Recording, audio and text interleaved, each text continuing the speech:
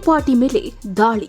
ನಶೆಯಲ್ಲಿ ತೇಲಾಡ್ತಿದ್ದ 30ಕ್ಕೂ ಹೆಚ್ಚು ಯುವಕ ಯುವತಿಯರು ವಶಕ್ಕೆ.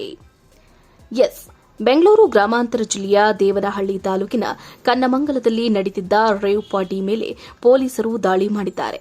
ದಾಳಿಯಲ್ಲಿ ಕೊಕೇನ್, ಹೈಡ್ರೋ ಮತ್ತು ಗಾಂಜಾ ಪತ್ತೆಯಾಗಿದೆ. ಜೊತೆಗೆ 30ಕ್ಕೂ ಹೆಚ್ಚು ಯುವಕ ಯುವತಿ ಭಾಗಿಯಾಗಿದ್ದು ವಶಕ್ಕೆ ಪಡೆಯಲಾಗಿದೆ. ದೇವನಹಳ್ಳಿ ಎಸಿಪಿ ನವೀನ್ ನೇತೃತ್ವದಲ್ಲಿ ತನಿಖೆ ನಡೀತಾ ಇದೆ. ಹೌದು, ರೇವ್ ಪಾರ್ಟಿ ನಡೆದಿದ್ದ ಫಾರ್ಮ್ ಹೌಸ್ ಮೇಲೆ ದೇವನಹಳ್ಳಿ ಪೊಲೀಸರು ದಾಳಿ ಮಾಡಿರುವಂತಹ ಘಟನೆ ಬೆಂಗಳೂರು ಗ್ರಾಮಾಂತರ ಜಿಲ್ಲೆಯ ದೇವನಹಳ್ಳಿ ತಾಲೂಕಿನ ಕನ್ನಮಂಗಲ ಗ್ರಾಮದ ಬಳಿ ನಡೆದಿದೆ.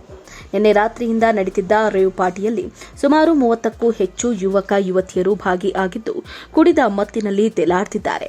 ಇನ್ನು ದಾಳಿ ವೇಳೆ ಕೊಕೇನ್, ಹೈಡ್ರೋ ಡ್ರಗ್ಸ್ ಮತ್ತು ಗಾಂಜಾ ಪತ್ತೆ ಆಗಿದ್ದು ವಶಕ್ಕೆ ಪಡೆಯಲಾಗಿದೆ. ಸ್ಥಳೀಯರು ನೀಡಿದ ಖಚಿತ ಮಾಹಿತಿ ಮೇರೆಗೆ ಪೊಲೀಸರು ದಾಳಿ ಮಾಡಿದ್ದಾರೆ.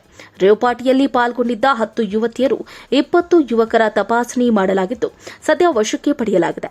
ದೇವನಹಳ್ಳಿ ಎಸಿಪಿ ನವೀನ್ ನೇತೃತ್ವದಲ್ಲಿ ಎಲ್ಲರನ್ನ ವಿಚಾರಣೆ ಮಾಡಲಾಗಿದೆ.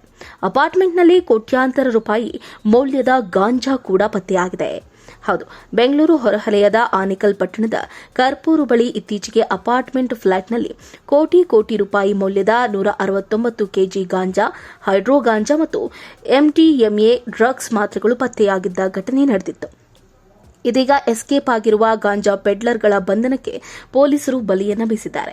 ಅಪಾರ್ಟ್ಮೆಂಟ್ನ 2ನೇ ಮಹಡಿಯ 109 ಫ್ಲಾಟ್ನಲ್ಲಿದ್ದ 4 ಮೊದಲ ಮಹಡಿಯಿಂದ ಜಂಪ್ ಮಾಡಿದ್ದು, ಓರ್ವ ಕಾಲು ಮುರಿದುಕೊಂಡು ಕುಸಿದು ಬಿದ್ದರೆ ಉಳಿದ 3 ಎಸ್ಕೇಪ್ ಆಗಿದ್ರು.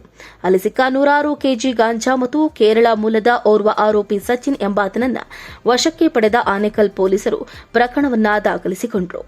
ಇನ್ನು ಪ್ರಕರಣ ತನಿಖೆ ಚುರುಕುಗೊಂಡಿದ್ದು ಬೆಂಗಳೂರು ಗ್ರಾಮಾಂತರ ಅಡಿಷನಲ್ ಎಸಿಪಿ ನಾಗರಾಜ್ ನೇತೃತ್ವದಲ್ಲಿ ಪೊಲೀಸರ 3 ತಂಡಗಳನ್ನಾಗಿ ಮಾಡಿ ಆರೋಪಿಗಳ ಬಂಧನಕ್ಕೆ ಬಲ ಬೀಸಲಾಗಿದೆ ಅಂತ ಬೆಂಗಳೂರು ಗ್ರಾಮಾಂತರ ಎಸ್ಪಿ ಸಿಕೆ ಬಾಬಾ ತಿಳಿಸಿದ್ದಾರೆ.